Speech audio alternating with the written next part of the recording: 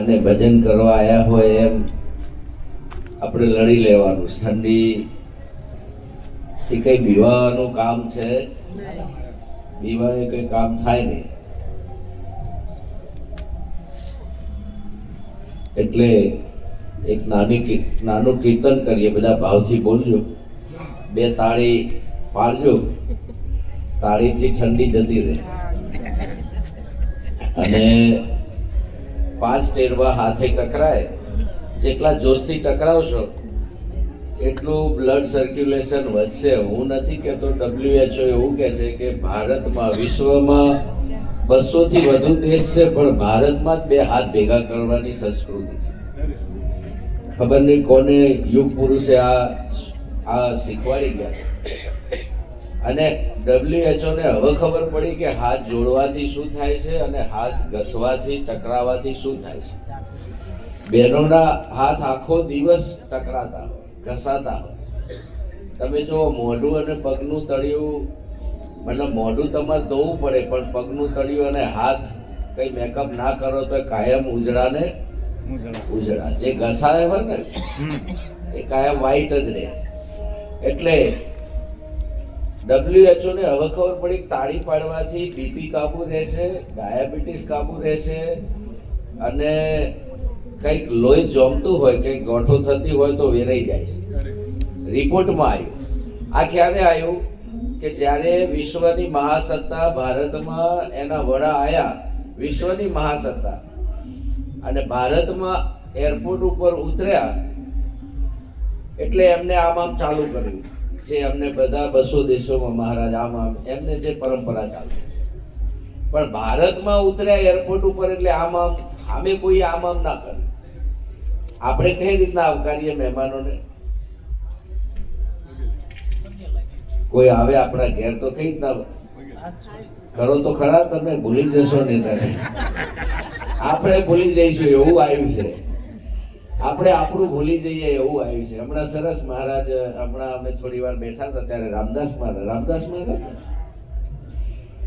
એમને એક સરસ નિચોડ કીધો. મને એવું લાગ્યું કે સંતો કેટલું ચિંતન કરતા હોય છે. એક નિચોડ એવો કીધો કે આજે માણસ એટલો આધુનિક સુખ સુવિધા સંપત્તિ વાળો થઈ ગયો છે કે એને યમની બીક નહીં, ભગવાનની બીક નહીં.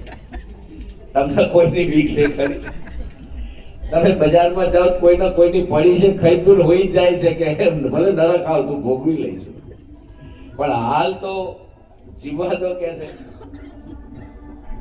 એટલું બધું એવું કહેવાય છે કે વિશ્વમાં 500 વર્ષમાં જે સુવિધા નહોતી એ હાલ તમારી જોડે છે. છેલ્લા 500 વર્ષમાં જે વિકાસ નહોતો થયો એ આ છેલ્લા 10 વર્ષમાં. અને એ તમે હું ભાગશાળી કે એવા સમયમાં આપણે મળ્યા છીએ. અને એના રિએક્શન ક્યાંક પહેલા તો માણસ દુઃખી થતો, ભગવાન સંભાળતો, પણ હવે તો દુઃખનું દવા બધી તમે હોધી કાઢી. હવે બોલો, દુઃખ થાય તો ભગવાન હાભરે કે દવાખાના બધું મળે છે. હવે તો મગજ આખું બદલી કાઢે, હૃદય બદલી કાઢે, કિડની બદલી કાઢે, પણ ઘરવાળી ના બદલી હતા. ડોક્ટર કે એ તો અમારે ઘેર નહીં. અને ઘરવાળીને બદલવી હોય તો સંતોના શરણે જાઓ. વાણી મારી ફિર ગઈ યહી તન યહી, કડવી સો મીઠી ભઈ સદગુરુ. આવો સુંદર મહિમા સંતો જોડે છે. અને આપણે બધા ભાગશાળી કે મને તો મોહનભાઈ શબ્દ મારાથી નીકળતો નથી. જ્યારે બી મળું છું એમને રીત પ્રીત રેણી કોને હું મોહન મહારાજ જ કહું છું, ભલે અધિકારી હોય કે ના હોય. પણ મોહન મહારાજ અને દલસુખભાઈ, એમના ભાઈનું નામ મનસુખભાઈ, એમના પરિવારમાં જે પરિવાર આજે આટલો સેવા મહિમા અને પોતાના પિતાની પુણ્યતિથિ માટે જેટલો હાથ લંબાવ્યો છે બંને પરિવારોએ, અને એમના હૃદયમાં જે ભાવના પડી છે એ ભાવના તમને મને એક કરે છે. કેટલા બધાના દર્શન કરાયા, તો આ પરિવારને એકવાર તાળીથી વધાવો જોરદાર. હવે જ્યોર્જ બુશ મેં કહ્યું કે ભારતમાં ઉતર્યા ત્યારે એમને બધા દેશોમાં આમ વાત કરતા હતા, પણ ભારતમાં એમના સામે કોઈ આમ ના કર્યું. ભારતમાં બધાએ આમ જ કરીને આવકાર્યા. એરપોર્ટ ઉપર ઉતર્યા ને પહેલા દિવસથી માંડીને હવે બપોર પડી, સાંજ પડી, આ માણસ આમ કરે કે આમ કરે, હવે એને ગભરામણ થવા. કેમ કે અહીંયા કોઈ આમ કરતું બધા કે મને આમ જ કરી. હવે આ તો મહાસત્તા વિશ્વની એનો અધિષ્ઠાન પદ એટલે કઈ જલ્દી તો પોતે વર્તન બદલી ના શકે. એને એના તજજ્ઞોને જાણ કરી કે ભાઈ મારે શું કરવું. હવે ઘણીવાર ઘણી બાબતો પ્રોટોકોલ મુજબ તમારે વિચારી કરવી પડે. એ પદની એટલી ગરિમા કે અહીંયા તો કંઈક જુદું ચાલે છે. અને આ હાથ જોડે છે તો એનું રહસ્ય શું છે? એમ આ સંસ્કૃતિ, આ સભ્યતા કેમ આવું કરે છે? કારણ તો મારે જાણવું પડે ને. એમને તરત માહિતી માગી, બહુ ઝડપથી એના ઉપર સંશોધન થયું અને પછી ખબર પડી. પણ રિપોર્ટ આવતા આવતા જ્યોર્જ બુશના હાથ જોડાઈ ગયા મોજ પડતા પડતા. કેમ કે આપણી સંસ્કૃતિ એવી છે કે એમને આપણે વર્તમાન કરીને સામેનું વર્તમાન બદલી કાઢ્યું. એને રિપોર્ટ આવ્યો નહીં, આમ નહીં થઈ ગયું. પછી બધાને હાથ જોડતા જોયા, એને હાથ પડ્યા. અને એને બ્રિટિશ બીબીસીની અંદર સાંજે ઇન્ટરવ્યુમાં કબૂલ્યું કે મને કોઈએ કહ્યું નથી તમે આમ કરો, પણ મારાથી ના રહેવાનું અને મારાથી મારા બે હાથ જોડાઈ ગયા. વંદનમાં આટલી તાકાત છે. તમારે જો આખા જગતને નહીં, તમારા મનને પણ વશ કરવું હોય, તમારે તમારી જાતને વશ કરવી હોય તો હાથ તો જોડવા જ. ઘણા સાસુ ગોઠે નહીં તો કોઈ દવા ખરી? વહુ ના ગોઠે તો દવા ખરી? પણ તમે હાથ જોડો ને તો સાહેબ તમારું કલ્યાણ થાય ને બેનું કલ્યાણ. વંદનથી પરમાત્મા પણ વશ થાય છે. પરમાત્મા પણ વંદનથી વશ થાય છે. એટલું બળ છે. તો પહેલા આપણે થોડું કીર્તન કરી લઈએ, બે હાથ ભેગા કરીએ, જોરદાર તાળી બરાબર પાડો. હે તમે ભાવે ભજી લો ભગવાન, જીવન થોડું રહ્યું.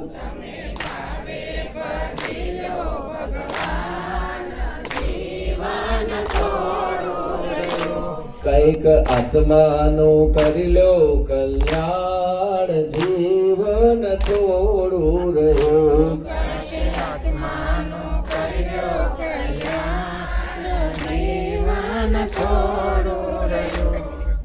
બસ આટલો જ અવાજ છે. બહુ ઠંડો અવાજ છે, ધીમો અવાજ.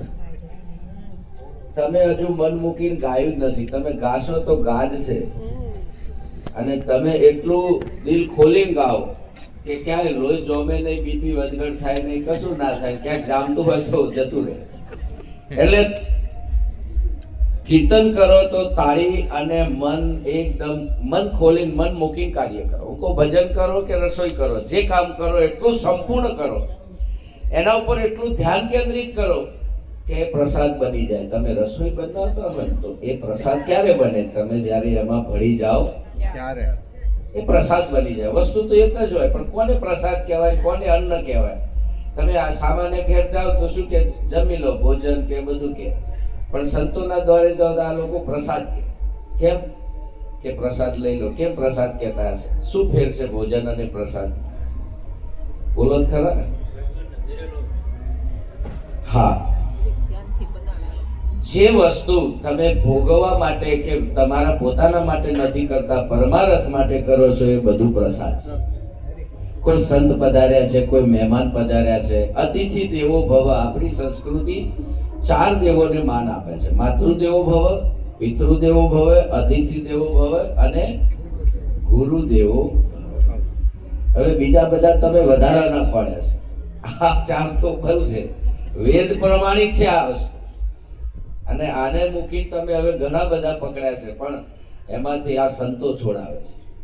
અને આ 4 જેટલું આપણું કલ્યાણ કરે છે એનાથી વધારે કોઈ નહીં. એટલે આજે માતૃદેવો ભવ સંસ્કૃતિ, પિતૃદેવો અને આવા પિતાજીના સ્મરણાર્થે આવો સુંદર યજ્ઞ કરી આપણને બધાને દર્શનનો યોગ કરી આલ્યો. તો તમારે તો લાવો લેવાનો છે. જોરદાર બરાબર ખોલી દો અવાજ, જેટલો અવાજ હોય એટલો. હો, હે તમે ભાવે ભજી લો ભગવાન, જીવન થોડું રહ્યું. તમે ભાવે ભજી લો ભગવાન, જીવન થોડું રહ્યું. કઈક આત્માનું કરી લો કલ્યાણ, જીવન થોડું રહ્યું. આત્માનો કરજો કલ્યાણ, જીવન થોડું રહ્યું. એને જીધેલા કોલ તમે ભૂલી ગયા, અને જીતેલા કોલ તમે ભૂલી ગયા. મોહ માયા ને મમતામાં ઘેલા બન્યા. મોહ માયાને મમતામાં ઘેલા બન્યા. ચેતો ચેતો શું ભૂલ્યા છો ભાન, જીવન થોડું રહ્યું. ચેતો ચેતો શું ભૂલ્યા સોપાન, જીવન થોડું રહ્યું. હે તમે ભાવે ભજી લો ભગવાન, જીવન થોડું રહ્યું. તમે ભાવે ભજી લો ભગવાન, જીવન થોડું રહ્યું. બાળપણને યુવાનીમાં અડધું ગયું. બાળપણને યુવાનીમાં અડધું ગયું. નથી ભક્તિના માર્ગમાં ડગલું ભર્યું. નથી ભક્તિના માર્ગમાં ડગલું ભર્યું. બનો આજથી ભક્તિમાં મસ્તાન, જીવન થોડું રહ્યું. બનો આજથી ભક્તિમાં મસ્તાન, જીવન થોડું રહ્યું. હે તમે ભાવે ભજી લો ભગવાન, જીવન થોડું રહ્યું. તમે ભાવે ભજી લો ભગવાન, જીવન થોડું રહ્યું. પછી ઘડપણમાં ગોવિંદ ભજાશે નહીં. પછી ગડપણમાં ગોવિંદ ભજાશે નહીં. લોભ વૈભવ ને ધનને તજાશે નહીં. લોભ વૈભવ ને ધનને તજાશે નહીં. ચેતો ચેતો શું ભૂલ્યા છો ભાન, જીવન થોડું રહ્યું. ચેતો ચેતો શું ભૂલ્યા સોપાન, જીવન થોડું રહ્યું. હે તમે ભાવે ભજી લો ભગવાન, જીવન થોડું રહ્યું. તમે ભાવે ભજી લો ભગવાન, જીવન થોડું રહ્યું. પછી ઓચિંતા જમના તેડા થશે. પછી ઓચિંતા યમના તેડા થશે. નહીં ચાલે તમારું તોફાન, જીવન થોડું રહ્યું. નહીં ચાલે તમારું તોફાન, જીવન થોડું રહ્યું. દાસ રણ છોડની વિનતી ઉર્મા ધરો. દાસ રણછોડની વિનતી ઉર્મા કરો. કઈક ડરતો પ્રભુજીનો દિલમાં ધરો. કઈક ડરતો પ્રભુજીનો દિલમાં કરો. હવે બાકી છે તેમાં દેવ ધ્યાન, જીવન થોડું રહ્યું. હવે બાકી છે તેમાં જો જાન, જીવન થોડું રહ્યું. હે તમે ભાવે ભજી લો ભગવાન, જીવન થોડું રહ્યું. તમે ભાવે ભજી લો ભગવાન, જીવન થોડું રહ્યું. સંતોનું વારંવાર એવું કહેવું છે કે તમે ભાવે ભજી લો ભગવાન. હંમેશા તમે જોજો કે જ્યારે કોઈ વચન સંતો દ્વારા કહેવું હોય ને તો એ ભગવાન કોને કહે છે? બે વસ્તુ નથી કે તમે ભજો ને ભગવાનને ભજો, એવું નથી. આ શબ્દને, આ વાક્ય રચનાને તમે સમજો તો તમને જ ભગવાન કહે છે કે સારામાં સારો અવસર મળ્યો છે ભગવાન, તમે ભજી લો ભગવાન. તમે જ ભગવાન છો, તમારે જ ભજવાનું છે, બીજો છે નહીં. આવું કંઈક ભેદ છે.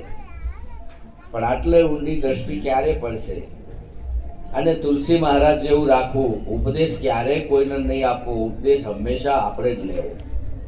ઉપદેશ એ ગ્રહણ કરવાનો વિષય છે. બહુ સમજવા જેવી નાની નાની બાબતો હોય છે.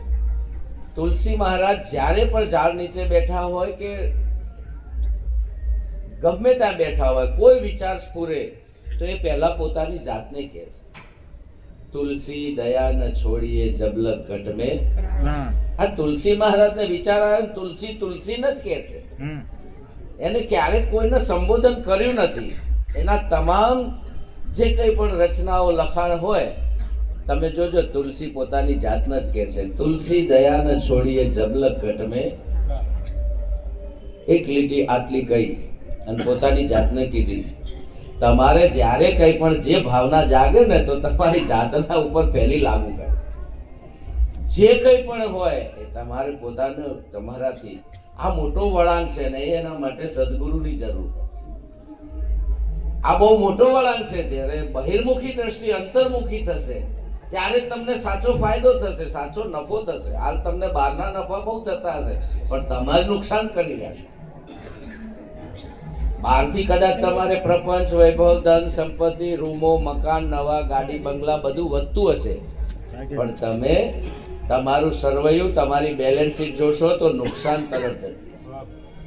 ક્યારે ખબર પડે? એ તો એનો ચાર્ટર્ડ એકાઉન્ટ સીએ જોડે એનું બેલેન્સ શીટ કઢાવો ત્યારે તમને ખબર પડે કે નફામાં જઈએ છે કે નુકસાનમાં જઈએ છે. જ્યારે તમે આ વાત ઉપર આવશો ત્યારે તમને ખબર પડશે. તો તુલસી મહારાજ એવું કહે છે, તુલસી દયા ન છોડીએ જબલક ઘટ મેં પ્રાણ.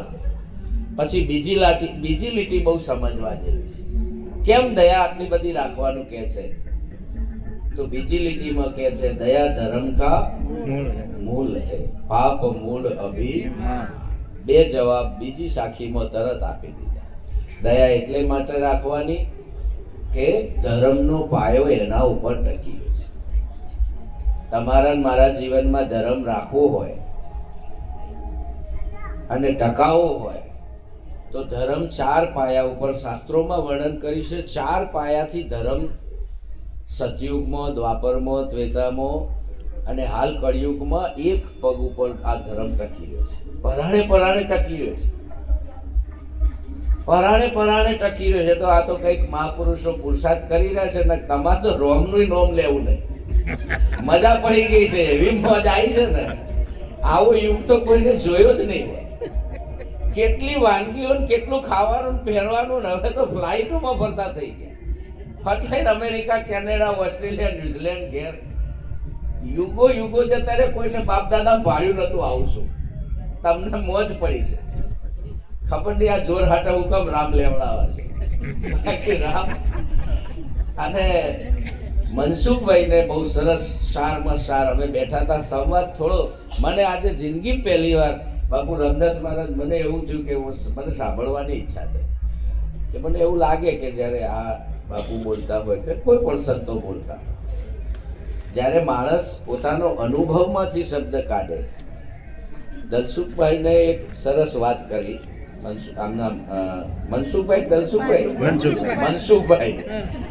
મનસુખભાઈને એવું કીધું કે મારા સત્સંગનું નામ લેતા લોકો ભડકે છે. અત્યારે તો એવો પ્રભાવ પડી ગયો છે આ ડીજે બીજે, ખાન પાન, રેડી કેણી. અમે 2 વાગે ભજનમાં જઈએ તો લોકો જાણે હવે દિવસ ઉગ્યો, રાતે બજાર જમતા હોય છે 2 વાગે. એને કે છે સત્સંગનું તો નામ મૂકો કે છે.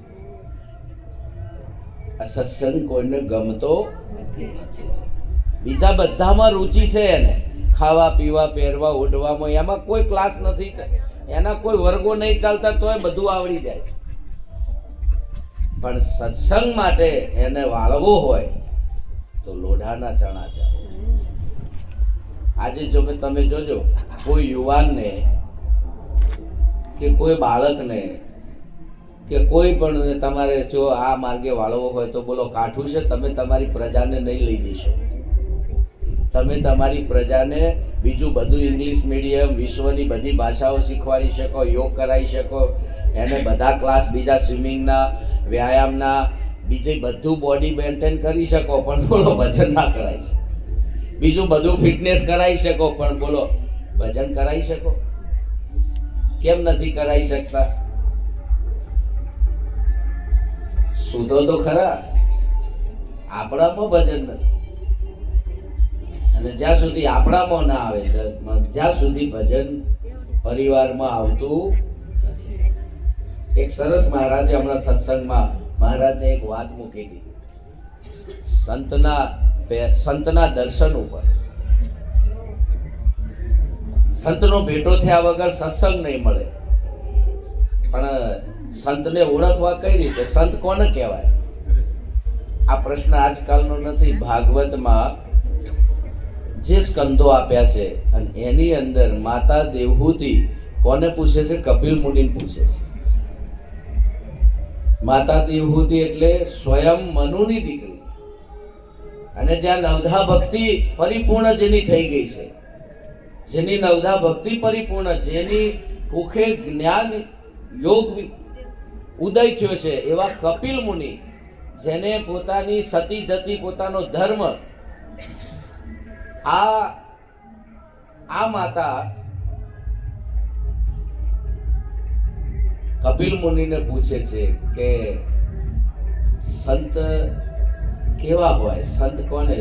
એ કપિલ મુનિ, તમે વારંવાર કહો છો કે સંતના જોડે છો, સંતના શરણોમાં જાઓ, સંતના શરણું સેવો, સંતો જોડે જાઓ, પણ કહે છે મારે સંતને ઓળખવા કઈ રીતે? માતા પૂછે છે, દેવહૂતિ માતા. અને જેના પતિ કદમ ઋષિ, એ જે જન્મથી ત્યાગી, સંન્યાસી, વૈરાગી, જેમને ગ્રસ્થાશ્રમ માંડ્યા પછી આ પતિ પત્ની, જે માતા દેવહૂતિ અને કદમ ઋષિ, એટલે આપણે સરસ્વતીમાં જ્યાં માતૃ ગયા તીર્થ છે ને, એ પ્રગટ કર્યું હતું કપિલ મુનિને, ત્યાં તપશ્ચર્યા કરી. આજે પણ ત્યાં કઈ કર્મકાંડ કે ધાર્મિક કરો તો એ ધામ પાવન બનાવ્યું છે કે ત્યાં એને સદગતિ આ મોક્ષ મળે છે. કેમ કે ત્યાં કદમ ઋષિ અને માતા દેવહૂતિએ 12 વર્ષ ગ્રસ્થાશ્રમ, લગ્ન તો કર્યા, પણ બોલો 12 વર્ષ તપ કર્યું પહેલા, લગ્ન કર્યા પછી. અને 12 વર્ષ પછી એકવાર જ્યારે આ કદમ ઋષિ લેખ લખતા હતા અને માતા દેવહૂતિ એમાં ઘી પૂરવા ગયા અને આગ થોડી વધારે ભડકો થઈ ગયો, મોઢું જોઈ ગયા પહેલી વાર 12 વર્ષે. કહે છે દેવી કોણ છો તમે? બોલો પોતાની પત્નીને 12 વર્ષે મોઢું જોયું અને પૂછે છે દેવી કોણ છો? કહે છે તમે મને નથી ઓળખતા, હું તમારી ધર્મ પત્ની છું. કહે છે તમે મારા માટે આટલું બધું તપ કર્યું, જ્યારે આપણા લગ્ન થયા તમે કેવાય એક રાજકુમારીની દીકરી સાથે સંન્યાસીએ લગ્ન કર્યા હતા, અને એ તમે કે મારા પાછળ મારી સેવામાં તમે તમારું શરીર, જીવન આખું બધું ત્યાગી દીધું. કે છે મને તમારી સેવામાં જ સુખ છે. તો આ વખતે કે છે માગો, તમારે શું જોઈએ છે? આજે 12 વર્ષના તપનું ફળ આવ્યું છે. અને હવે માતા એવું કહે છે કે મારે તો કંઈ જોતું, પણ તમે મને વચન આપ્યું હતું કે મારી કુખે એક જ્ઞાન ઉદય થાય ને એવો એક પુત્ર આપો. આ વિવેક છે કે જ્યારે તમે આ દેહમાં રહી અને 12 વર્ષ સંયમ પાળો, જ્યારે બ્રહ્મચર્ય પાળો, સંયમ પાળો, મર્યાદામાં રહો, રીતપ્રીત રાખો, ત્યારે સાહેબ તમારા જીવનની અંદર સંતનું પ્રાગટ્ય સામેથી થાય. તમારે ખોળવા જવું પડે.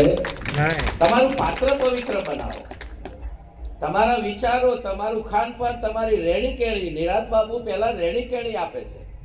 આહાર કેવો ખાવો, વાણી કેવી બોલવી, રહેણી કેણી પહેલી 5 પ્રતિજ્ઞા આપે છે. પહેલું તો તમારું અન્ન મન પવિત્ર હોવું જોઈએ.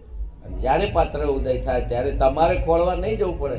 અહીંયા કદમ ઋષિ અને દેવહૂતિનું તપ ઉદય થયું તો એમના કુખે જ જ્ઞાન પ્રગટ થયું. બહારથી જ્ઞાન આવ્યું અને એ જ્ઞાન એવું પ્રગટ થયું કે એ જ્ઞાન પોતે એવું કહે છે કે આ મારું જ્ઞાન શું કામનું જો મારો ઉદ્ધાર ના કરે. તો કપિલ મુનિ પ્રગટ તો થયા, પણ કે મારી માતાને મોક્ષ ના અપાવું તો મારું જ્ઞાન શું કરવાનું? હું જ્ઞાની શેનો કે છે? જે કુખે જન્મે એ માતાનું કલ્યાણ ના કરું, મારી માતાને ઉદ્ધાર ના કરું તો મારું જ્ઞાન શું કરવાનું? વિશ્વનું કલ્યાણ કરું, મારી માનો જો રહી જાય તો? આ જ્ઞાનનો સ્વભાવ છે. જ્ઞાન જેનાથી ઉદય થાય છે ને એનું કલ્યાણ પહેલું કરે છે. પણ માતાનો માતૃભાવ જતો નથી. કે છે આ કપિલ મને રોજ કહે છે કે માતા મનને સંયમમાં રાખો, આમ કરો તેમ કરો, પણ કે છે મારું મન વશ થતું. તો દીકરાએ શું કર્યું ખબર છે? માતાનો ઉદ્ધાર કરવા માટે કે છે માતા મારે વધુ અભ્યાસ માટે બહાર જવું પડશે. એ બહાર ગયા, અંતર વધાર્યું, દાઢી મૂછ વધારી અને બાપજી બનીને આવ્યા. અને માતાને ત્યાં ભિક્ષાન દે મૈયા કહ્યું. ખૂબ સમય પછી એમના મને કે કોઈ સાધુ આવ્યા છે, તો માતાએ આશરો આપ્યો, પ્રસાદી આપી અને અમને તો આગાહી ચાલુ કરી કે માતા तुम्हारे जीवन में ये બધું સાચું જ કેમ? ઘરના હતા એટલે માતાને કે तुम्हारा एक દીકરા था કે હા था, तुम्हारे पति का नाम ये है. એટલે અમને તો એવું થયું કે આ તો ત્રિકાલ પ્રાણી છે. અને માતાને સમર્પણ ભાવ જાગ્યો. જો માતામાં સમર્પણ ભાવ લાવવા માટે દીકરાએ કેવું તપ કર્યું, અને માતાનું હૈયું ભરાઈ ગયું કે આટલું બધું આ મારો ઉદ્ધાર જરૂર કરશે, આટલું બધું મારા વિશે જાણે છે. અને એવો સમર્પણ ભાવ થયો.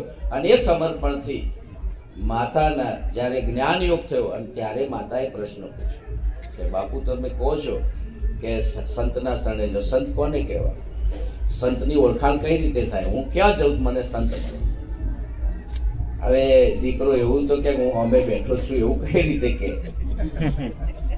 પણ માતાની શરણાગતિ લાવવા માટે દીકરાએ યુક્તિ કરી અને ઉદ્ધાર કર્યો, વિવેક કર્યો કે માતા સંતને ખોળવા જવાની જરૂર નથી. સંતના કોઈ લક્ષણો નહીં, પણ તારી દ્રષ્ટિ જ્યારે ખુલશે, તું સંતના જેટલા લેવલ ઉપર તું રેડી કરી રાખીશ ને, ત્યારે તને જ્યાં જ્યાં જોવું ત્યાં મારો સાંભળો છે. પછી તારે સંત શું? મુજમાં તુજમાં ખડમો ખલકમો બધે એક જ છે, પણ તારે દ્રષ્ટિ એવી ખોલવાની છે.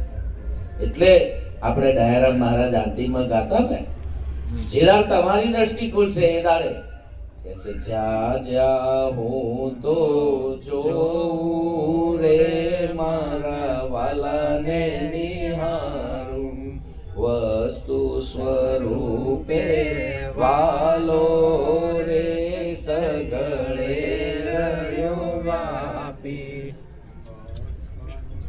થયું યાંજવાળું રે સાન સદગુરુએ આપી, ઝીલમિલ જ્યોતિ પ્રગટી રે થયું અંતર અજવાળું. તમારે અજવાળું થશે ને એટલે અંધારું કહેવાય સહજ, અને તમારી દિવ્ય દ્રષ્ટિ ખુલશે એટલે બધું પરમાત્માનું સ્વરૂપ દેખાશે.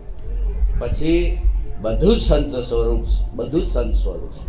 મહેનત બહાર નથી કરવાની, બહાર નથી. જ્યારે તમે તમારા ઉપર જ્યારે આ પ્રકાશ કરશો અને એના માટે સદગુરુ સંતને સેવશો, સદગુરુ સંતના માટે સમર્પણ તમારું પૂરું હશે, તો તમે જ્યાં સમર્પણ કરશો ત્યાંથી જ્ઞાન ઉદય થશે.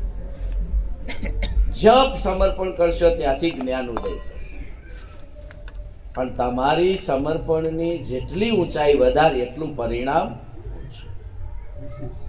આવું યોગ જ્યારે કપિલ મુનિએ માતાને મોક્ષ આપ્યો, સદગતિ આપી, અને એટલે આજે એ ભૂમિ ઉપર જે કંઈ પણ માતૃ ગયાનું આખું તીર્થ થઈ કે છે. આવું જ્ઞાનનો સ્વભાવ છે.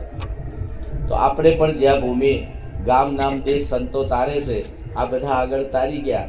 હાલ તમે વર્તમાનમાં તમને મને પૂર્ણ સત્તા પરમાત્માએ આપી છે. તમને પરમાત્માએ બહુ સાધન સંપત્તિ હાલ આપી. હવે તમારે એનો ઉપયોગ શેમાં કરવો એ હવે તમારા હાથની વાત છે. એકવાર બીજું વિશ્વયુદ્ધ થયું ને ત્યારે એક વિમાન ખોવાઈ ગયું, અને બીજા વિશ્વયુદ્ધ વખતે અને કોઈ અંતરિયાળ જંગલમાં, દક્ષિણ આફ્રિકાના અંતરિયાળ જંગલમાં પડી ગયું, પાયલોટે ઘાયલ થઈ ગયા અને ત્યાંના આદિવાસી લોકોને આ વિમાનની ખબર નથી પડતી કે આ શું છે. એમને તો બહુ દાડે જોઈને સમજવાની કોશિશ કરી કે આ ગાડા જેવું લાગે છે જે હતા એ.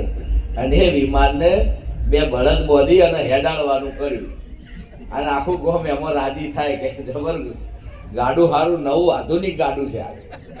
અને પેલું નેનું જેટ વિમાન હતું ને અમને બે બળદ જોડીને આને લોબુ કરવા મળ્યા. આ તો કોઈ અને આખું ગામ પ્રદક્ષિણા કરે જોવે રાજી થાય. એમને તો ખબર પડી ગઈ કે આ તો આધુનિક ટેકનોલોજીનું નવું ગાડું છે. પણ કોઈ પાયલોટ ફરતા ફરતા ત્યાં જ્યાં અને આ બળદને વિમાનને જોયું તો પાયલોટને એવું થયું કે આ શું છે ને આ શું કરી રહ્યા, આ સાધન કેટલું છે અને આની શક્તિ સામર્થ્ય શું છે ને આના હોય ઢહેડા કરી. એને પોતાની ટેકનિકલ કોઠાસૂઝથી પાના પકડ કરી સર્વિસ કરી અને એ વિમાનને સેલ માર્યો. બધા આદિવાસી ગામના ભેગા થયા અને ચાલુ કર્યું તો એ પાયલોટ ઉડાડીને ફેરવીને ઓટો મારીને આવ્યો. ત્યારે આ બધા જોતા રહી ગયા કે ઓહો આ તો કેવી વસ્તુ હતી. આ હકીકત થઈ હતી. અને આ પાયલોટની નહીં, તમારું આ સાધન તમને કેટલું મહત્વનું મળ્યું છે, તમે શું ઢહેડા કરો. આ વિમાન આ તમારા હાથે હાલ આવું વિમાન મળ્યું છે આ તમે બસ ખાઈ પીને મજા કરવા પડ્યા છે. આ સાધન એવું કહેવાય છે કે 84 લાખ યોનિમાં સર્વશ્રેષ્ઠ ઉત્તમમાં ઉત્તમ સાધન આર્ય છે. નર નરકી કરણી કરે તો નરસે નારાયણ. અને તમે હવે કચરા પોતા ગરમથી નવરાત પડતા આ સાધન સમ વાપરો છો. ઘણા તો આખો દાડો સફાઈ કરની. અરે તમારે નર નરકી કરણી કરે તો નરસે. અરે તમે જેને અડો એનું કલ્યાણ થઈ જાય એવું આ સામર્થ્ય વાળું હશે. તમારે તમે આનો વે ધારણ તો કરો.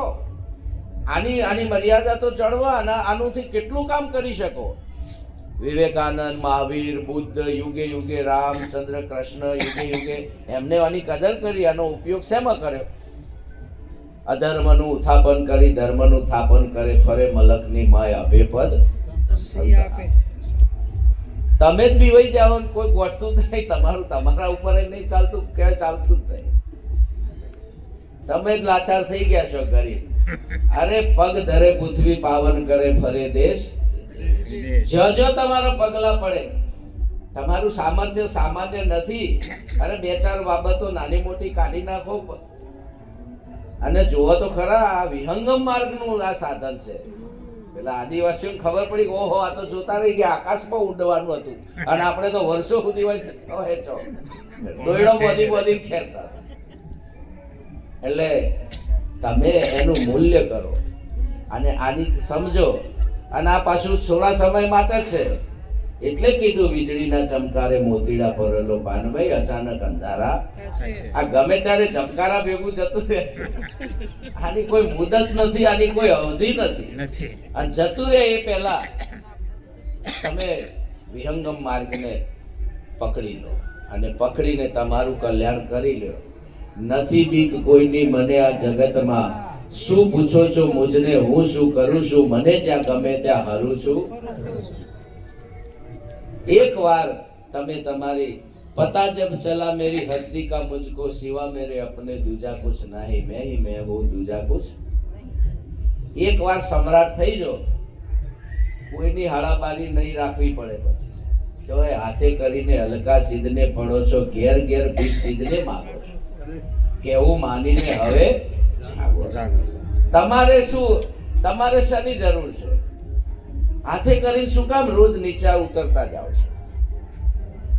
એક વાર તમારી સ્વરૂપને આ સમ્રાટ છે, આ સિંહ છે. સિંહના બચ્ચાને કોઈ ક્લાસ કરાવવા પડે કે હું સિંહ છું એવું? એને કયા ક્લાસમાં મોકલવો પડે?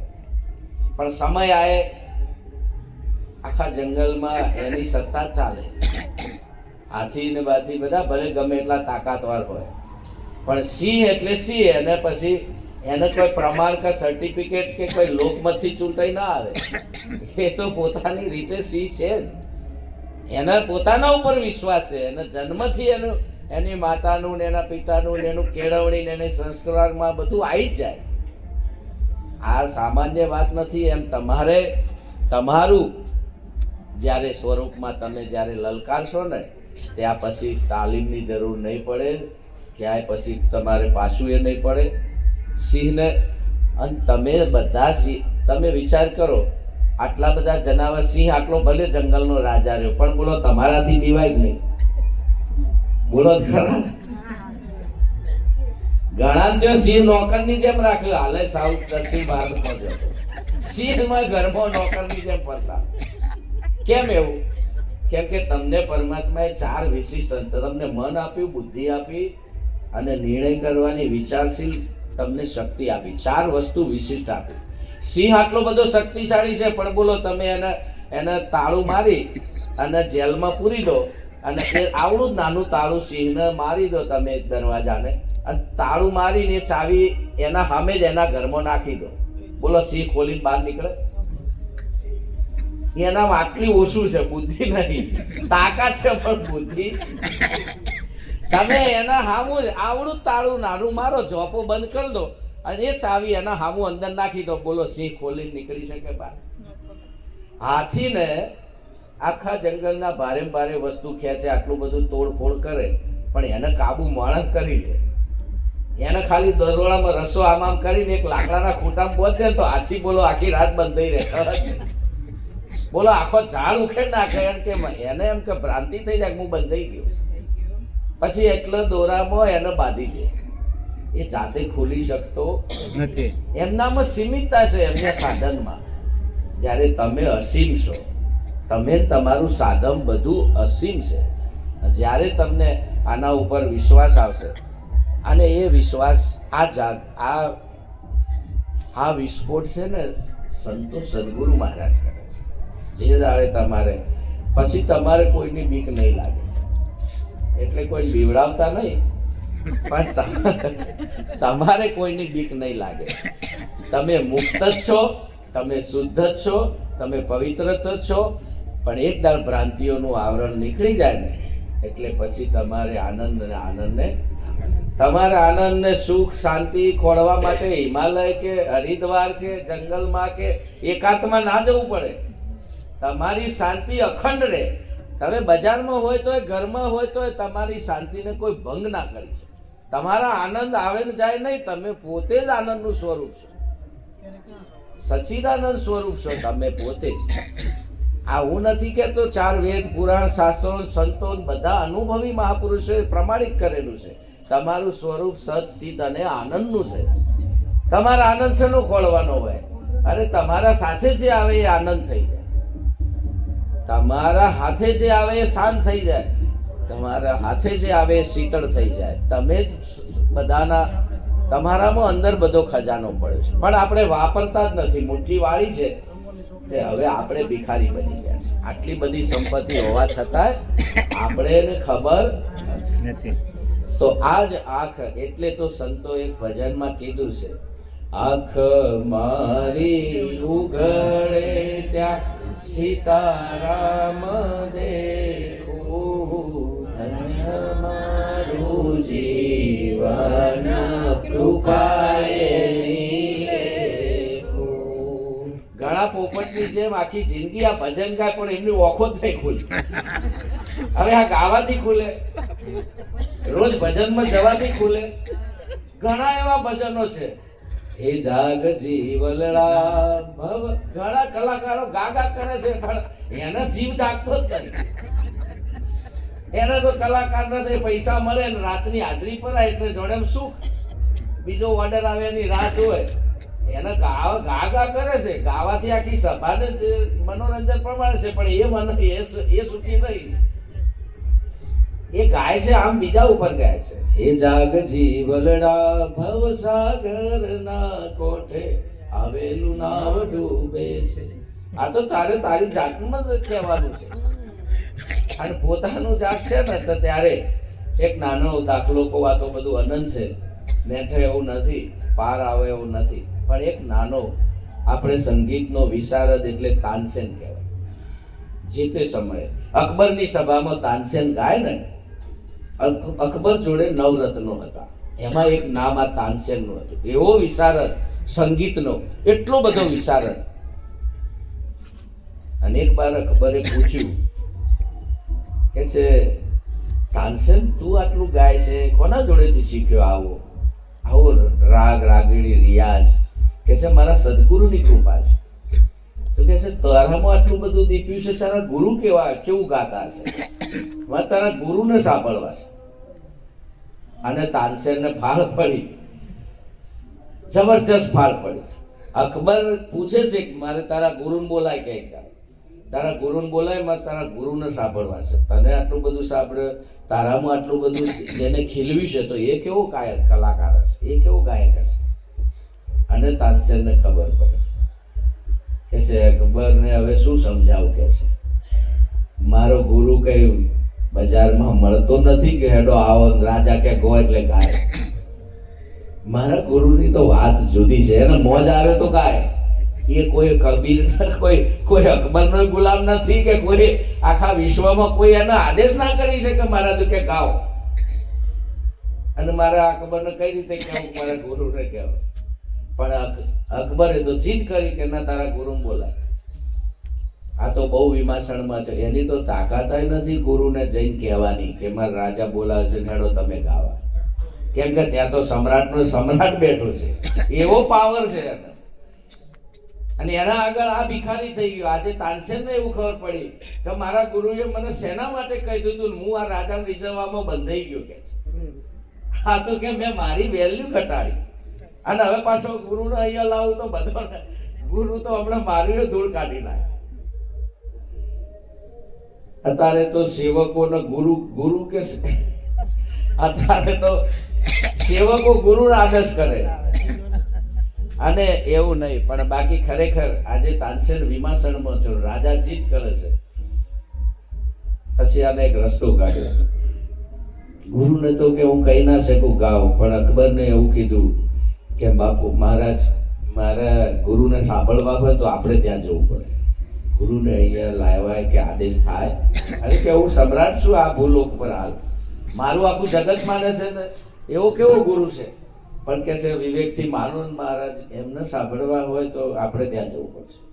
અને ત્યાં જઈને આપણે દૂર બેસવાનું, એમના જીવનમાં કંઈ ખલેલ ના પડે, એ એમની મરજીમાં એમની મોજમાં 5 વાગે 4 વાગે બ્રહ્મ મુહૂર્તમાં ગાતા હોય તો આપણે દૂર તંબુમાં રહીને સાંભળીશું, તો જ મેળાવે. બાકી તો આદેશ થાય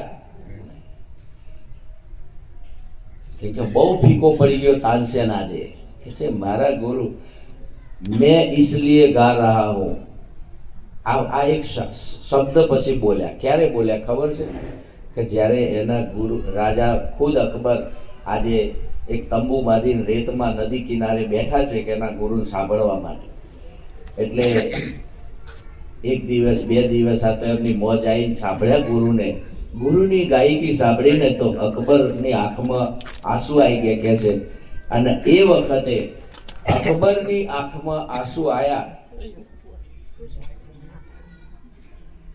ત્યારે ગુરુ અકબરે એવું કીધું કે તાનસેન, હું આજ સુધી તને બધા નવરત્નોમાં પદ આપતો હતો, પણ તારા ગુરુને સાંભળ્યા પછી તું તો એના આગળ એક ટકો પણ નથી. તારા ગુરુની તો વાત જ ક્યાં છે? કેમ આટલો બધો ફરક છે? મને એમાં તો તું સર્વશ્રેષ્ઠ છે. પછી તાનસેન કહે છે કે મેં इसलिए गा रहा हूं कि मुझे कुछ मिल जाए. હું તમને રાજી કરવા ગઉં છું, તમે રાજી થો મને આપો છો સોનામાં. मेरा गुरु इसलिए गा रहा है कि उसे सब कुछ मिला हुआ है. એને જ બધું મળી ગયું છે એટલે શહેનશાહ છે. એ કોઈના કહેવાથી નથી ગાતો, પણ એને એના અનંત સાથે એવો તાર લાગી ગયો છે, અને એટલે ગાય છે જેમ મીરા હો ગઈ મગન એસી લાગી. કે છે એ એટલે ગાય છે કે એને તો બધું મળી ગયું છે, અને જે મળી ગયું છે એની ગાયકીમાં મારી ગાયકીમાં ફેર તો રહે ને. હું તો એટલે કહું છું તમે રાજી થાવ, હું તમને રાજી કરવામાં મારું લેવલ નેચું આવ્યું. મારા ગુરુ તો એમને બધું મળી ગયું છે. ચાહ ગઈ ચિંતા ગઈ મનવા બેફિકર, जिसको कुछ न चाहिए वो बादशाह के बादशाह. તો આવા દેશના મહાપુરુષો તમારી જોડે હાલ પ્રગટ છે. બધા બંધનો એકી ફેરા ખોલી નાખે. એક ખોલે એવા નહીં, બધા બંધનો એકી સાથે ખોલવા. પણ તમારે ખોલવા દેવા હોય તો, તમે પકડી રાખવા હોય તો મેળ પડે એવો નથી. આવા મનુષ્ય દેહ અણમોલ છે, અને આમાં એકવાર આનું મૂલ કરો તમે, અને આનું મૂલ સંતોષ કરાવશે, સત્સંગથી થશે, અને સત્સંગમાં જઈ અને આપણો કલ્યાણ, આપણો ઉદ્ધાર. પ્રથમ ભક્તિ કર સત્સંગ સંતન સંગા, દૂજી ભક્તિ મમ કથા થશે. પહેલો તમારો ધર્મ, મારો તમારો ધર્મ શું છે? પહેલા તો સંગ બદલો, સત્સંગમાં જાઓ. સત્સંગમાં જ્યાં પછી સંતોના વચનો ઉપર વિશ્વાસ રાખો. આ સંતો કે એમ કરી જુઓ, પછી તમે જુઓ પરિણામ કેવું સરસ આવે છે. એક હમણાં માતાજી હસ્યા, પેલું શું વાત થતી હતી માતાજી? પકવવાનું તમે કહ્યું ને, પેલું કે પાક્યું નહીં, એટલે એમને હસવું આવ્યું, મને હસવું આવ્યું. મારો અનુભવ એક નાનો કહી અને વાતને, તમે મોહનથાળ બનાવે છે ને બધા? કેટલા જણને મોહનથાળ બનાવતા આવડે છે? બોલો જ ખરા. હા, બધાને આવડે છે.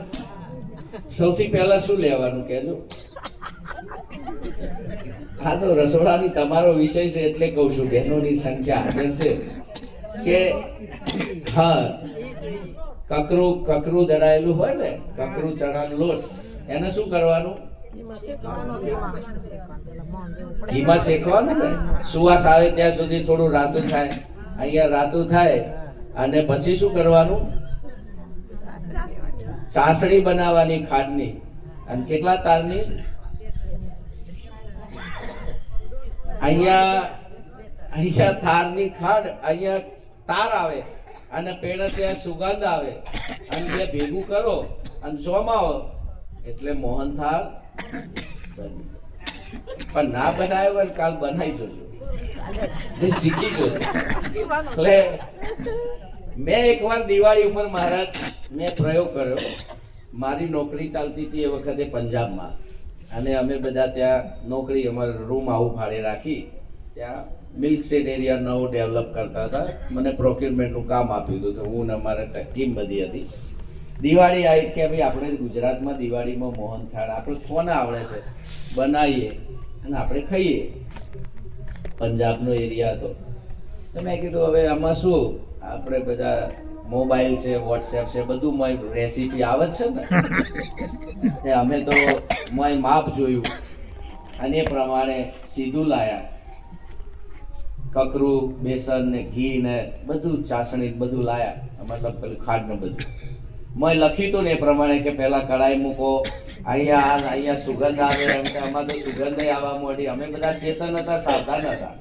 અહીંયા બરાબર રાતું થયું કે બ્રાઉન થયું, અહીંયા તાર આવ્યો કે આવ્યો, ભેગું કરી દો. ત્યારે એક તાસમાં ભેગું કરીને મૂક્યું, અને પછી અમે નાહવા ગયા કે ભાઈ જોમ બોમ ત્યાં સુધી. પછી નાહી ધોઈને અમે લીટીઓ પાડવા ગયા ને, તો બધું શીરા જેવું થઈ ગયું. હવે અમે પછી કીધું હેડો બગડ્યું નહીં, પહેલી વાર પ્રયોગ કર્યો હતો તો અમે ચમચીથી ખાધું તો સ્વાદ, સુગંધ મહારાજ બધું મોહનથાળ જેવું. રામદાસ મહારાજ કોઈ ફેર નહીં, ખાઈએ તો મોહનથાળનો સ્વાદ આવે. પણ અમને ખબર પડી કે લોચો તો થયો છે કઈ મટીરિયલ. અમે તો પછી રકેબીમ કાઢ્યું, ઘણો પીસ નહીં તો કઈ નહીં, પ્લેટમાં કાઢો, ચમચીથી ખાઈ લઈએ, સુગંધ આવે. સમજવા જેવું છે વાતો. અમે ચમચીથી ખાતા હતા, સરદારજી આયા, ઓહો बढ़िया खुशबू आ रही है, क्या आइटम बनाई है, हमें भी खिलाओ. गुजरात की कोई आइटम नहीं कहते? हाँ गुजरात ની. અમે તો એમને રકેબીન ચમચો ભરીને આલ્યું, હા એમને ખાધી કે ઓહો बढ़िया आइटम बनी. હવે એને હું ખબર હું હે આર્યન હું થયું છે, જેને ખબર ના હોય એ તો વખાણ જ ને, એને હું ખબર કદી. હવે એ કે बढ़िया आइटम बनी है, तुम एक काम करो, मेरी घरवाली को ये सिखा दो. હવે આર્ય અમાર ફેર બના ના બના, मेरी घरवाली को सिखा दो. मैं कીધું देखते हैं, अभी आप खा लो. અમે ચૂપચાપ નોકરી જતા રહ્યા. અમે ચિંતન કરવા વાળા પાછા બધા હો, કે અમારે લોચો શું થયો, માપ સાચું, રીત સાચી, અમારી ભાવના સાચી. અમારે સંતો ઘણી વાર બૂમ પાડે, ઉપદેશમાં અમારે આવું થાય, મટીરિયલ બધું સાચું હોય, રીત સાચી હોય, શિષ્યની ભાવના સાચી હોય, એ ઉપદેશ લેવા આવ્યો હોય, આય સાવધાન હોય, બધું માપ રીત પ્રીત સાચી હોય તો જોમ જ રંગ આવતો જ નથી, ના જ્ઞાન થયું, ના ભક્તિ આવી, ના વૈરાગ આવ્યો. ઘેર જઈને ઢીલો ટસ કે કઈ ખબર પડી નહીં. પછી ગુરુ ખોરતા ખોરતા આવે ને ત્યારે તો એ દરવાજો જ ખોલે, એનો હરખ ના હોય. અમને ખબર કે હવે બીજા તો કે ના ભગત થઈ ગયા, પણ જ્ઞાની ખબર પડે કે આમાં લોચો છે, આ જોમ્યું નહીં. આ મોહનથાળ ઘાટમાં આવ્યો, બીજા ભલે વખાણે કે આ તો બહુ જોરદાર મા બાપ ભગત થઈ ગયા ને આવું થઈ ગયા બધું, પણ જ્ઞાનીના તાજવામાં તો લે. અમારી વાત સરદારજી વખાણી કે મીઠાઈ જબર બની છે, પણ અંતર ના પાડે છે, ઘાટ નહીં આવે. અંતર અમને તો ખબર પડે ને, તો આવી ભક્તિ બીજાને તો કદાચ તમે બનાવી દો, પણ તમારો અંતસ્કરણમાં ખબર પડે ઘાટ આવ્યો સાહેબ. મીરા ના આવ્યો, ગંગા સતી ના આવ્યો, પાનભાઈ ના આવ્યો, યુગે યુગે બધાને રંગ ચડ્યો, તમારો રંગ જ ચડતો નહીં. ક્યાં લોચો શું પડ્યો? અમે તો ચિંતન કરવા મળ્યા. હું તો એ વસ્તુને આના સાથે સરખાઈ, મારે મોહનથાળ લેવા દેવા નથી, પણ અહીંયા સમજાવું. મેં પછી આપ ઘણા નહીં કહેતા ફરી ઉપદેશ કરો મહારાજ, ઘણા ગુરુ બદલે. કબીરમાં હતા કે નિરાતમાં છે, સ્વામિનારાયણમાં છે, બ્રહ્માકુમારી.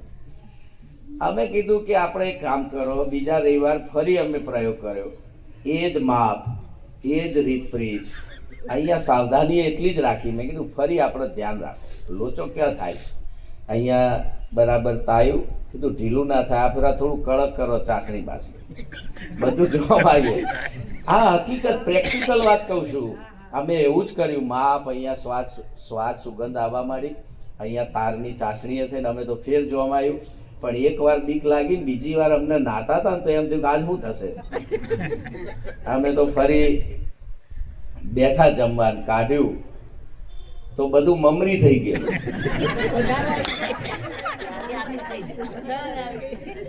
तंते तंत मिलाया मैं तब जानू पूरा गुरु मिली, पूरा गुरु की यही निशानी अपना ही आप लिखा है. आप व्याप में व्याप आप में दूजा करो. तंते तंत में કીધું મળતો કેમ નથી?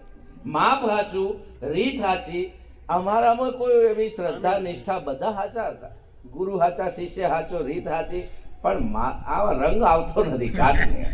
બીજી વાર અમે તો જોયું તો પછી અમે એ પાછું ફાકીને ખાધું મોહનથાળ. હવે સ્વાદ સુગંધ મોહનથાળ નો આવે, આમાં કોઈ સ્વાદ સુગંધમાં કોઈ ફરક નહીં, પણ અમને ખબર છે કે લોચો છે, કઈ ઘાટ આવ્યો નથી. અમે તો ત્રીજી વાર સાહસ કર્યો, કીધું ભાઈ આપણે સાલ નહીં મેળવો. જો વિવેકાનંદ 12 વર્ષે મેળ પડ્યો, મહાવીર 12 વર્ષ વન ભટક્યા, બધાને ઘણાને 12નો ઓકળો હોય, કેટલું ભટકે, પણ તમારે તપશ્ચર્યા ચાલુ રાખવાની. ઘાટ ના આવે ત્યાં સુધી સાલ મૂકવાનો. અમે તો ત્રીજી વાર લાયા. મેં કીધું મટીરિયલ તો વપરાઈ જાય છે, કઈ બગડતું નથી. ત્રીજી વાર બહુ સાવધાની રાખી. જે ઘેર અમારે પંડ્યાજી હતા, એમના ઘરવાળા બનાવતા હતા, એમના ઉપર લાઈવ કોન્ટેક્ટ ફોન ચાલુ રાખ્યો. લાઈવ જે પહેલા કરતા હતા, જેને કર્યું હતું ને એના જોડે લાઈવ કોન્ટેક્ટ ચાલુ રાખ્યો, કે એ જોઈ રહ્યા હતા કે આમ કરો આમ કરો, બધું સાચું છે કે હવે જોમાઈ દો. ઘણીવાર શાસ્ત્રોમાં લખેલું બધું સાચું, પણ એ પ્રમાણે કરવા જાવ તો આવું થાય, ઘાટ આવતો. એ જે તે વખતે સાચું હતું, પણ અત્યારે હાલ એ પ્રમાણે કરવા જો તો, હાથે કરવા જો તો મેળ આવતો નથી. અમે તો ત્રીજી વાર જોમાયું, બધો મેળ કર્યો. આ ફેરાના ઢીલું થવા દીધું, બરાબર ઓવર રાખી, બરાબર ચેતનતા. મેં હવે બરાબર જોમાવો, મૂકીને નાઈ ધોઈને ફ્રેશ થઈને પાછા આવ્યા. આજે બધું ઘાટમાં દેખાવા મળ્યું. મેં તો આજે ભાઈ બધા ટુકડા થશે, મોહનથાળ આજે જોમ્યો છે. પણ પેલો ભાઈ તાવેતાથી જુદું કરવા ગયો તો આખું બધું ચોટી ગયું. ખબર નહીં જાણી કડક થઈ જાય શું થઈ ગયું. આજે ટુકડા જ ના થાય, આજે ટુકડા જ ના થાય, કડક થઈ ગયું બધું. કોઈને જ્ઞાન આકરું થઈ જાય, કોઈને જ્ઞાન ઢીલું પડે, કોઈને જ્ઞાન વેરાઈ જાય, ઘણા આકરું થઈ જાય, અભિમાન થઈ જાય, જ્ઞાનનું પણ અહંકાર થઈ જાય. રાવણને જ્ઞાન નતું એવું નહીં, પણ અહંકાર થઈ ગયો. મંસૂરને કહા અનલ હક મેં ખુદા હું. વાત સાચી હતી, પણ ગુરુએ કીધું હતું કે આ સમજણમાં રાખવાનું છે, પણ મને બોલવા જ ચાલુ કર્યું. મેં ખુદા હું અનલ હક તે આખું ગોમ મારવા ચડ્યું અને મંસૂર ને લોહી પી ગયા. પછી કહેવાનું આવું જ્ઞાન કોને શીખવાડ્યું? આખા દેશદ્રોહનો ગુનો કર્યો, એના ગુરુને બોલાવો કે ગુરુ મારી સાચી વાત છે ને કે મેં ખુદા હું જ ખુદા છું ને. કે હવે ગુરુ ચેત ના હોવાને બધા વચ્ચે હા પાડે કે ના પાડે. પણ એને કહ્યું કે આ આપણા બે મની વાત હતી. નિરાજ બાપુ એમને નહીં કીધું કે તું આ સમજ્યા વગર આગળ ના કહેતો, મને આખા ગામમાં કીધું. તો એના જીવતા ખીલા માર્યા, ઈસુને માર્યા, ફાંસી, મીરાને ઝેર આપ્યું. આ તમે જુઓ, જગત આગળ નહીં તમારે એમ. તમે જ્યારે તો જ્ઞાનને જ્યારે અહંકાર ના આવી જાય, જ્ઞાન ઢીલું ના પડે. નહીતર કૃષ્ણની જેવું જુઓ, કૃષ્ણમાં પૂર્ણ પુરુષોત્તમ કહેવાય. કેમ કે એ બધી રીતે સાવધાન રહે. એ બધી રીતે એ યુદ્ધ કરાવે, છળાઈ કરે, કપટે કરે, બધું કરે, તો એને લીલા કહેવાય. પણ એનામાં એક ભેદ હતો, એ જ્ઞાનને એ જાણતો હતો કે પાપીને મારવામાં કદી પાપ લાગતું નથી. અર્જુનને કહ્યું, અહીંયા યુદ્ધ બંધ રાખવાનો પ્રયત્ન એને પહેલા સમજાવવાનો પ્રયત્ન કર્યો, પણ યુદ્ધ ચાલુ થયા પછી કે યુદ્ધ હથિયાર એટલા નહીં મૂકવાના, હવે લડી જ લેવાનું. ભલે સામે તારા દાદા હોય કે ભાઈ હોય કે કુટુંબ હોય. આ જ્ઞાન યુગ છે. પૂર્ણ જ્ઞાનીના ભાવે એને યુદ્ધ કરાયું કે છે લડે. અને આને પેલાના પૈડું નીકળી ગયું તું તોય કે છે કે નિયમ તોડીને પણ તું હાલ બાણ માર, કર્ણને તું હાલ મારી નાખે, નહીતર પછી મારી શકીશ. છલ કર્યું, કપટ કર્યું, પણ કે છે હું છલ કપટ અધર્મના ઉત્થાપન માટે કરું છું, ધર્મના થાપન માટે. અને એટલે આ બધા મારતા પાપ નથી લાગતું કોને. પણ જ્યારે તમારો ભાવ એટલી ઉચ્ચ કક્ષાનો હોય ત્યારે તમને કોઈ કર્મ ન કરતા હશી, ન ભોગતા હશી, મુક્ત એવાસી સર્વદા. તમે પછી મુક્ત થઈને જ્યારે કોઈ કાર્ય કરો, જ્યારે જજ આમ ફાંસી આપી દો અને પુરાવાના આધારે, તો બધા રોતા હોય, બધું હોય. મિલિટરીની બોર્ડરમાં સામે માણસને ગોળી મારે તો એને સજા નથી થતી, મેડલ મળે છે. કેમ કે એ કર્મ ધર્મ ઉપર રહીને કરે છે, એટલે એને મેડલ મળે છે. તો આવો જ્ઞાન યોગ, ભક્તિ યોગ મહિમા છે.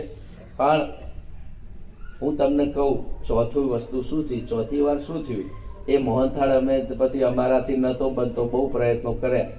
પછી અમે એક સાહેબ હતા, જોશી સાહેબ, ડૉક્ટર જોશી આવ્યા કે મને આવડે છે, એમાં શું, લાવો મટીરિયલ. અમે મટીરિયલ લાવ્યા, હાથે અમારા. ખાલી જોશી સાહેબ હાજર હતા અને કહે છે હું જોઈ રહ્યો છું, તમે આમ કરો, આમ કરો. અને એમને કીધું ને એમ જ કર્યું. જોશી સાહેબે હાથે નથી અડાડ્યો, ખાલી હાજર હતા અને બોલો ઘાટ બલાવી દીધો. બસ ગુરુનો આટલો જ રોલ છે. તમારા જોડે જ બધું કરાવે, બધું અભિમાને તમારે હાલવાનું, બધું તમારે હાલવાનું, લેવાનું છું, મેળવાનું છું, એની વર તમારે રાખવાની, તમે એવું હાલીને હું લે. ગુરુની સાક્ષી હતી ને બોલો ઘાટ આવી ગયો, મોહનથાળ બની ગયો. મટીરિયલ એ જ હતું, બધા હાથ પગ અમારા હતા અને વાસણ એને હતા, પણ ગુરુ હાજર હતા. સદગુરુની હાજરીમાં ઘાટ આવી ગયો. અને એવો ઘાટ આવ્યો ને એવો રંગ આવ્યો કે પછી અમને એવું થયું કે મોહનથાળ બનવા માંડ્યો. એટલે બે લીટી બોલાવું. આમ ગોપીઓને રંગ આવ્યો ને તો ગોપીઓ કે છે, એના માટે સંતોએ ગાયું છે, હે કાના આવો તે રંગ મને સીધ લગાયો, હે કાના આવો તે રંગ મને સીધ લગાયો. હવે ચડતો નથી બીજો રંગ રંગ રસિયા, આવો તે રંગ મને સીધ લગાડ્યો. હવે ચડતો નથી બીજો રંગ રંગ રસિયા, આવો તે રંગ મને સીધ લગાડ્યો. હે હું તો મળવા ગઈને મારું મન મોહ્યો, હું તો મળવા ગઈને મારું મન મોહ્યો. મારી જાગી પૂરબની પ્રીત રંગ રસિયા, આવો તે રંગ મને સીધ લગાડ્યો. મારી જાગી પૂરબની પ્રીત રંગ રસિયા, આવો તે રંગ મને સીધ લગાડ્યો. જો આ રંગ ચડાવવા માટે ઘણા સંન્યાસ લે છે, ઘણા સંસાર છોડી દે છે, ઘણા વનવન ફરે છે, ઘણા બ્રહ્મચર્ય ગ્રસ્તાશ્રમ, કેટલું ત્યાગી, કેટલી ગુફાઓમાં કેટલા તપ ત્યાગ કરી રહ્યા છે, પણ રંગ ચડતો નથી. જ્યારે આ ગોપીઓ કહે છે કે અમ તો સહેજે સહેજમાં કઈ રીતે આને રંગ ચડાયો કે હવે બીજો કોઈ રંગ જ નથી ચડતો, લોભનો, કામનો, ક્રોધનો, કોઈ વાસનાનો. તમે સંતોને જુઓ, ભરી બજારમાં રહે તો એને બીજો રંગ બદલે નહીં, એને રંગ ચડેલો છે. એને જે ચડ્યો છે એ જ એમાં સખુમારી છે. કે છે હું તો અમે તો કઈ બહુ જપ તપ તીરથ કઈ કર્યા નથી, અને કે સહેજે સહેજમાં અમારું મન મોહી લીધું. કે અમે તો ખાલી જોવા ગયા હતા ને અમારું મન મોહી લીધું. અમે તો ખાલી જોવા ગયા હતા અને અમે તારા થઈ ગયા. અને કે છે એવો રંગ ચડાયો કે હવે બીજો રંગ ચડતો. હે મારે રેવું અહીંયા ને મેળ તારો થયો, હે મારે રેવું અહીંયા ને મેળ તારો થયો.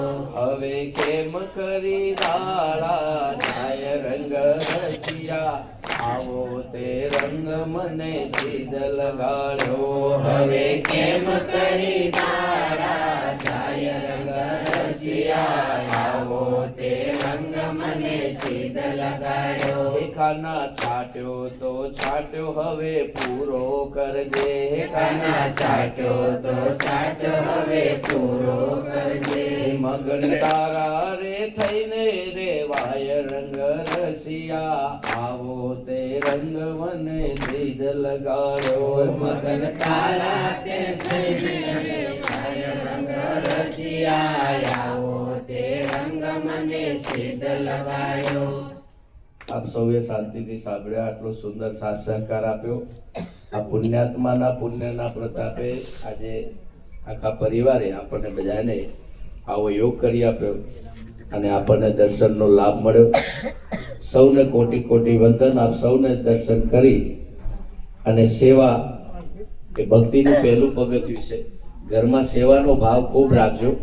તમે બધું કરી શકતા હોય તો બધા કામ આ રીતે બાળકો જોડે કરાવજો. નાનપણથી આદત પાડજો કે એને સેવા સેવા ને સેવા, તો એ કાયમમાં જોડાયેલો રહેશે.